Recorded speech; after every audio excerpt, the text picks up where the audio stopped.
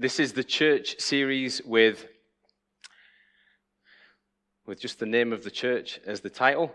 And I guess I'm pretty happy with that. I think we want to talk about Christchurch. We want to talk about some of the things that we think are really important. So this series, it's going to be 9, hopefully short talks. This is not an exhaustive conversation about what church is. We're not going to make our way through with any ambition to explain all that. We're talking to you about things that we feel really called to. We're talking to, as Paul said, things that are in our identity, that we feel like make sense of our calling, our gifting, our place in this world, and things like that. So that's what this series is going to be about. And we want you to really, in a really kind of geeky Christian way, I think church is ace. I genuinely think if we are God's people doing God's business on this earth, I think it's the most awesome looking thing in the world. And there are things in and about that we just want to share and we want to really talk to you about. So that's what this series is going to be about. So you can dip in and out. I know some people are in and away on holiday, so if you miss one, please, if you want to know what we're about and some of our values, then check back in with the series as we go into the future. The Bible reading today, the passage that we're looking at, the subject that we're looking at, if you can see there, is diverse. Church is going to be diverse. And the Bible reading is found in Luke chapter 10. I'll start reading at verse 25.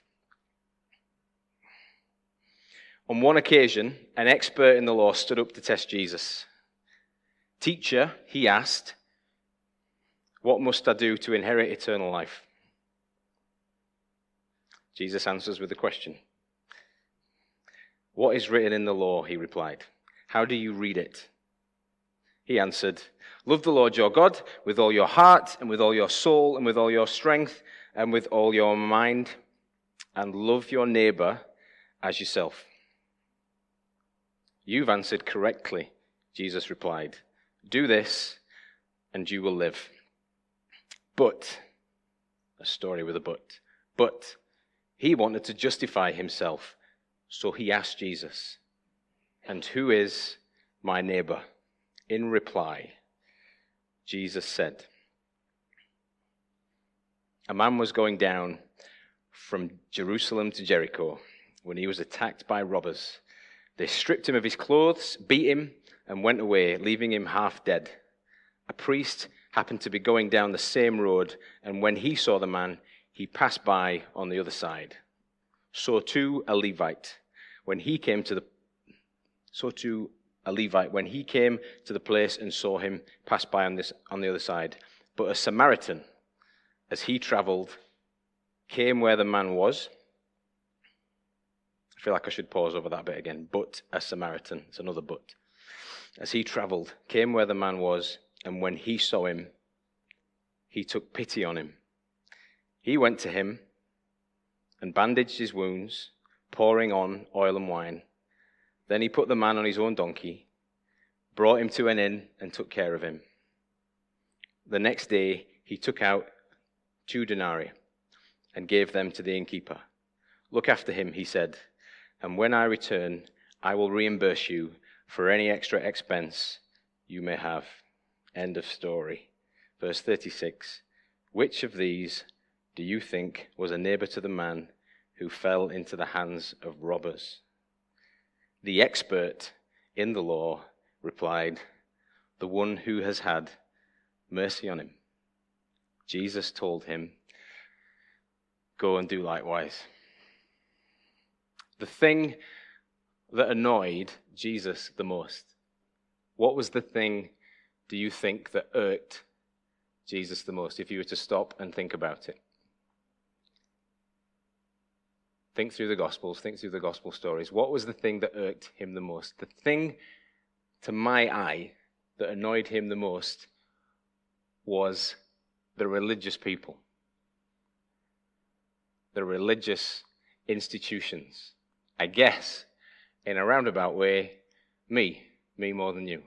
The religious institutions. People, as I talk about God's church and what I think it should be, people who should be these religious institutions, people who should be shaping the most attractive, most equality-driven, socially active, compassionate community that the world has ever known. That was the idea. That was what was set. That was the dream in the Old Testament. That was what God was challenging us to do.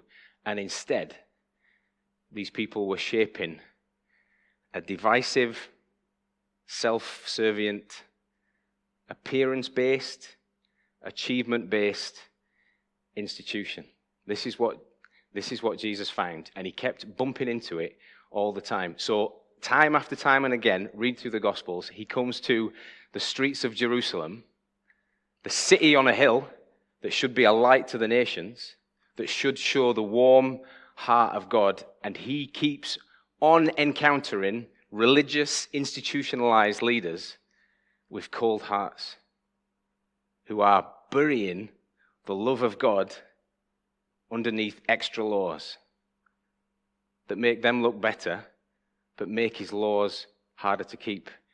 We find him in the temple courts, which is a space where anyone is to come and find God. That's what it says in the text. You know, when Jesus turns over the tables, anybody is supposed to come here and be aided in their journey towards God. And Jesus finds people who have turned this area into a place where you would make money, make it about hierarchy, make it about position. They've hidden the warm heart of God. We find him in the temple. Jesus enters the temple and finds people there in the place where God himself is supposed to be being revealed. The miracle of who God is, his wonders, where you might actually find out the extent of who God is. And Jesus finds there, as he heals people and as he does stuff on days that they're not happy about, leaders who'd rather assert their rank.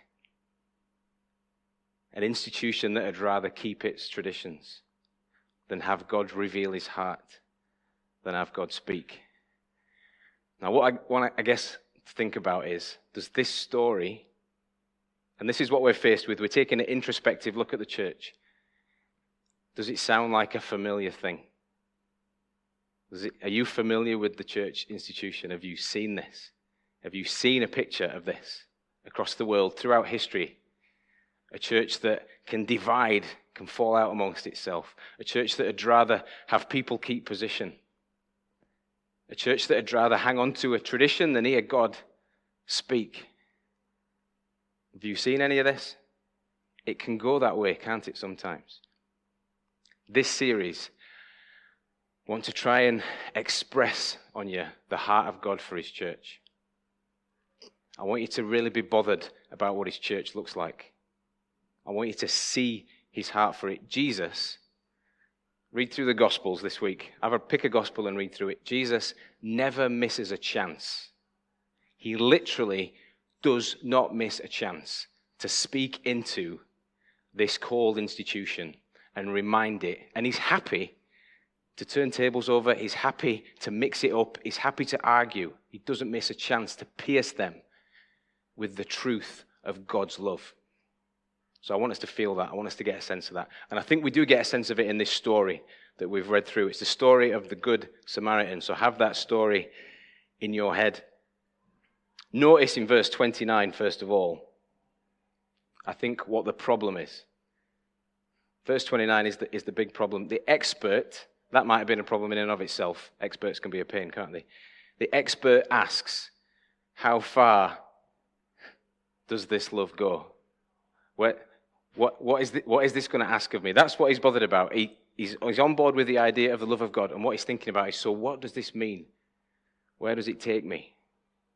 It's interesting if you look, I think it's really interesting, if you look at what's been talked about in this passage, when you think about actually what it is, the first thing that's been talked about is verse 25, is the idea of salvation. Huge big tenet in the Christian faith. And the second thing is what we call God's golden rule, summing up all of the law in a couple of phrases. Love the Lord your God with all your heart and all your soul and all your strength, and love your neighbor as yourself. It's almost everything. You could say that. And Jesus, in his answer, gets us to think about, when dealing with these subject matters, the circle of our care. how far are we willing to go with our own love? On this subject matter, salvation, the golden rule, all that the Old Testament's about, all that God's saying to us, and he says, think about it in these terms, and let it pierce you just for a second. How far are you willing to go with love? It's that thing, this is how love works, isn't it? It's we enter into it, and we as soon as we talk about it, because what I want to do in a sense here, I feel like the script is laid out for me to beat up the expert and say, yeah, you're just too shallow. But the truth of it is, it's the first place I go when I think about what love is. It's the ground I am fighting over all the time with everybody in my world that I love. What does this mean? How far do I have to go with this?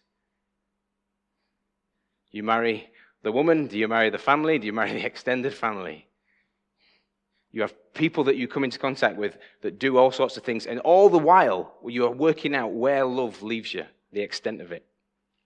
It's where we are all of the time, so I can't beat up on the expert. And Jesus, I think, would tell the story of the Good Samaritan. He would tell it to the religious institution in Israel, and he would tell it to me. I think he'd probably tell it to you. And to really get, so it's a concise, it's just a gem of a story, but to really get it, you've got to not, I would imagine as soon as I started reading the story of the Good Samaritan, you were like, I know where this goes. You've got to drop some stuff off to get it. I think we miss it sometimes. You've got to forget those Good Samaritans for a start. You've got to forget the Good Samaritans on the end of the phone. You know those amazingly lovely people who look after you, they're just there 24/7, those good people doing good things. You've got to forget them. You've also got to forget the warm, gooey feeling. You know, the end of the story of the Good Samaritan, you think it's just about doing nice things. You've got to drop that. When Jesus tells this story, I don't think he wants us to have a lump in our throat. Excuse me for being a bit gross for a second. I think he wants us to have a bit of sick in the back of our mouths. He doesn't want us to feel gooey and soft, nostalgically, lovingly looking at what the Good Samaritan does. He wants us to choke on this story. So just have the story in your mind. Maybe pop the text up. Maybe just let it flow through. Watch what the master storyteller is doing. He opens up the story, introducing the character. It's a Jew. He's on a journey. He's going down to Jericho, and he's been set upon by robbers and beaten up. It's the kind of thing, as he tells the story, you can imagine the audience going, yeah, that could be me. This is the perils of the day. He gets everybody on board with the idea of a story. And then, as he's got your attention, as he's got you engaged, with the religious leaders looking around, talking to the big group, he talks about the priest, introduces the character of the priest. You can almost imagine the eye rolls of the audience listening. The priest who just walks by on the other side. And you're thinking, well, maybe he's got to get out. He's not supposed to touch dead bodies. The Levite comes along. He does the same thing. And everybody there in the story, Jesus has led them down a path. And they're all thinking, this is going to end up being some story about some humble Jew down the road who comes to save the day. And it's going to be about undoing the religious institution. It's just going to be about that. And Jesus beautifully just tips them on their head and flips in, as everyone thinks they know where they're going with the story. And he says, then a Samaritan, well, in fact, he says, but a Samaritan stopped by. So remember, not the nice people on the end of the phone, Samaritans, Jewish people of this time in particular, hated Samaritans. They sold out to the invaders when they came in. They were playing at their religion, and the Samaritans hated them for it. You can sort of connect this with the idea of a Protestant guy at the times of the Troubles, sharing a story about how a guy from the IRA went out of their way, or a guy in the family of the IRA went out of their way to help them out. If you can imagine that kind of story being told, it would just be, you couldn't hold it. You couldn't cope with it. It would make you sick in your stomach to hear it. That's the kind of story that Jesus was saying. The Samaritan helped him. And then he gives him what I'm going to call like a love Chinese burn, if you can have that. The rest of the story, it's not soft and gooey. Jesus is pouring salt into their wounds as they realize this Samaritan guy is showing on love. Do you know the extra part of the story? As the story goes on, we see that he doesn't just rescue him and pick him up, but he bandages him up. He puts him on his own donkey. He puts him up for the night, and he gives him all this extra stuff. We're supposed to be hit by the impossible love of the Samaritan. We're supposed to ache over this. God's love in us, if we have it, is not just the gooey, I'm going to help out the people that I know stuff. It is that. But it's so much more than that. God's love stretches us. This is what it does. It stretches us, it points us towards, it drags us towards the people that we can't. That's what God's love does. Yeah, there's gooey moments. There's helping out the people that we love, but God's love will stretch us. That's what God love does. It shows us the people that we can't look at. It shows us the people that we don't want to hang around with. It's radically inclusive. It's boundary breaking. It's outrageously generous. It's going to be enough when you're faced with it, not to give you a lump in your throat, but to make you feel sick in your stomach. We want to relate this series to Christchurch. What does it mean for us? This is something that so when I'm faced with this is something that we hear, but it's like a million miles from something that we've mastered, but it's something that we hold. It's something that we hold as being important. God's love breaks us out into people that we don't know, that are not like us, that are different than us. And here at the church, some of the values that we've adopted have been that we want people to come in. One of our values is that we try and have the front doors as wide open as possible. We try and stick ourselves in a place where people are going to accidentally walk through the doors. We're going to cross over as far as we can to connect with people. We're going to try as much as we can to share God's heart for the lost of the world. And it means what we hope for, and what has happened, praise God, over the years, is that new people will come into the building. Paul said to me on my first week in the job, it's been one of the wonders of this place that we always get different people wandering in and wandering out. Not every club wants that. Not every club wants new people. Not every club wants different people. Not every club wants people that are not like yourself. At Christchurch, we chase that. We hold out for it. And do you know what happens when you open the doors more widely? I think this is what the expert in the law was getting at. When you open the doors more widely, when the diversity floods in, it gets trickier. You get problems. I don't know if you know, but they've just opened a Premier Inn in the quaint little town of Keswick, and the locals are going nuts. They're really hacked off, really angry, and they're all saying, we stopped in a B&B a little while ago, and they're all saying, it's just going to bring all the riffraff in. And all the stag doos are going to be in, and all that kind of stuff. And it's true. They've opened the doors up. This is what happens when you open the doors up. It gets trickier. But we want to hold on. And I guess the question we have with the expert in the law is, why should we, how can we hold on? How can we personally have that love for other people that we don't really like? How can we as church keep the doors open? How could we? Why could we? Three really quick reasons why I think there's nowhere else to go. First one is, dead simple, the alternative is more ruinous than we know. See what happens to the expert.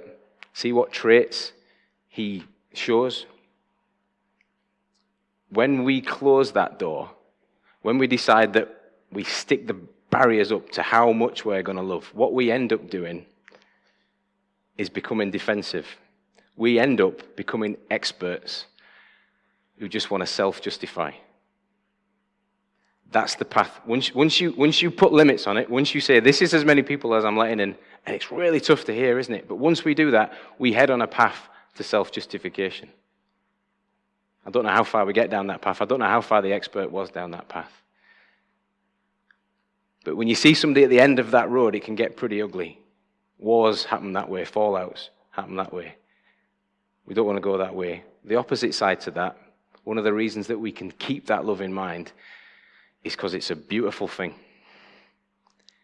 It might be the most beautiful thing we're going to see when it works, when God's church works in that way. I don't know if you've ever had the privilege of seeing a proper orchestra.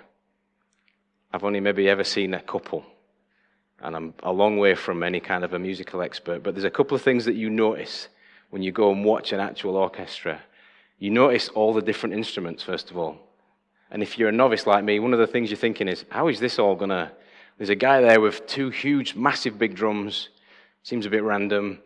There's a wee guy at the front with a very delicate flute. There's a guy at the back with, I don't even know what it's called. How is this all going to pull together? And then there's this din. I don't know if you've been to a concert where everyone just sort of tunes in their instrument or just tries it and cracks it, sees what's out there, and it's this horrible din. Then the conductor gets up at the front. And, it's not really my bag, but I was just, this is just, everything sort of pulls together, and you're like, that makes sense. The big guy on the drums, we got to have him in, the big guy on the drums. The little delicate guy at the front playing the flute, whatever, you've got to have them in, and it all pulls together. And it sounds beautiful. It's a song. The church. When we see that diversity, when we see that level of difference, pulling together in Jesus' name, honestly, from God's perspective, and I believe shouting out to the rest of the world, it's beautiful. It's an amazing thing when you see it. Two people from completely different backgrounds with nothing at all in common, sharing a cup of tea. Honestly, it's a beautiful thing. Two people who have never gotten on with each other, and this happens in churches all the time. Two people that have never gone on with each other, permanently working towards peace, overlooking the difference of the other person. It's beautiful. The extrovert who will take time to listen to the introvert and stop what they're doing, stop speaking, and edge out their personality just to share. When the grandest cynic of Christianity comes through the doors and finds a warm welcome, honestly, it's beautiful, it's powerful, it's a glimpse of heaven. There's a verse in Revelation that's talking about what I think eternity looks like. And listen to this, it's in Revelation 5, and it's John looking out in a vision-like state at what heaven looks like. After this I looked, there before me was a great multitude that no one could count, from every nation, tribe, people, and language. So much diversity, so much difference, standing before the throne and before the Lamb. They were wearing white robes and were holding palm branches in their hands, and they cried out in a loud voice, "Salvation belongs to our God." It points to him and it glorifies him. When we meet together in our difference, it's a beautiful thing. Last reason, sermon's done. Because the alternative is ruinous, because it's a beautiful thing, but finally, because Jesus said it. That's why we've got to hold on for this love, because Jesus said it. Not everyone's words carry that much weight. The life that they've lived can interrupt the power of the words. I'm not trying to make a political statement, but I'll be a bit worried if our PM needs to tell us we all need to stay inside again. I don't know how that'll go down. I don't know if he'll be able to do that. I don't know if we'll listen. But when some people speak, the way that they've lived gives their words extra weight. I read a quote this week. I don't know if in a heartbreaking kind of way you've followed Deborah James. Anybody been following that story recently? The bowel babe, the lady that did the podcast that recently died of bowel cancer, just has lived this thunderously defiant, at least from where I've seen, beautiful, honest life, despite horrific circumstances. And she said in a quote, I think her final tweet, she says, and I dismiss a lot of tweets. You just scroll through, don't you? And I read this tweet, stopped me in my tracks. And I don't think she's the first person to coin this kind of stuff. But because of the way she'd lived, I'm on every single word.